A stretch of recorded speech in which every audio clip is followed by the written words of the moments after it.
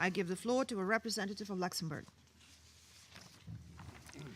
Madame le Président, le Luxembourg se félicite de l'adoption à l'unanimité de la résolution 2139 consacrée à la crise humanitaire syrienne. L'objectif de cette résolution est simple. Elle vise à protéger les civils affectés par le conflit en Syrie. Elle exige qu'un accès humanitaire rapide, sûr et sans entrave soit autorisé à travers les lignes de conflit et à travers les frontières des pays voisins, afin que l'aide humanitaire puisse parvenir par les routes les plus directes aux personnes qui en ont besoin. Elle rappelle que l'utilisation contre les civils de la famine comme méthode de combat est interdite par le droit international humanitaire. Elle réaffirme que ceux qui ont commis des violations du droit international humanitaire et des droits de l'homme en Syrie doivent être traduits en justice. Elle souligne enfin l'importance de dégager une solution politique pour mettre fin au conflit syrien. Ces dernières semaines, avec nos collègues de l'Australie et de la Jordanie, nous avons œuvré en vue de bâtir un consensus autour d'une résolution forte qui permette de changer la donne sur le terrain.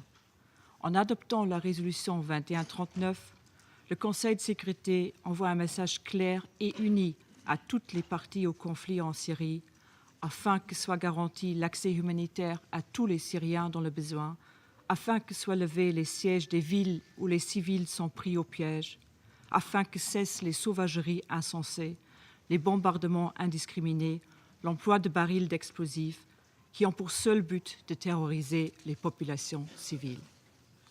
Les demandes que le Conseil de sécurité avait formulées dans la déclaration présidentielle du 2 octobre 2013 n'ont malheureusement pas été suivies d'effet. La situation humanitaire a continué de se dégrader à un rythme inacceptable.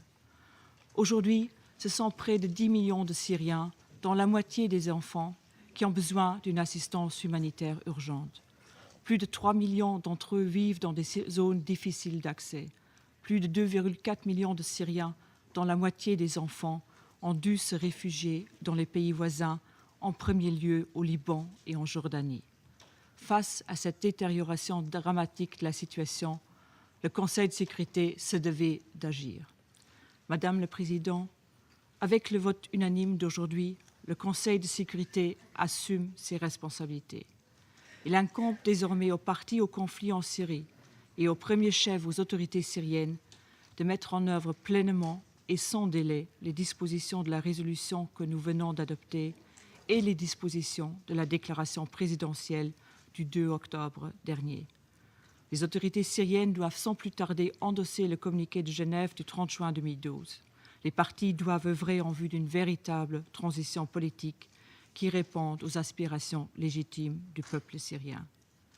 La résolution contient des dispositions qui permettra au Conseil de sécurité de vérifier de façon précise si ces demandes sont mises en œuvre concrètement sur le terrain.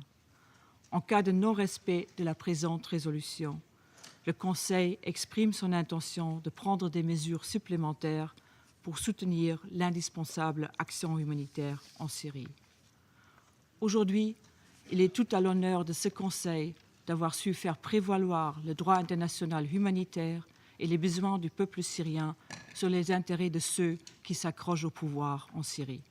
Le Luxembourg est fier d'avoir pu contribuer activement à ce résultat qui, nous l'espérons sincèrement, représentera un tournant pour le peuple syrien. Je vous remercie.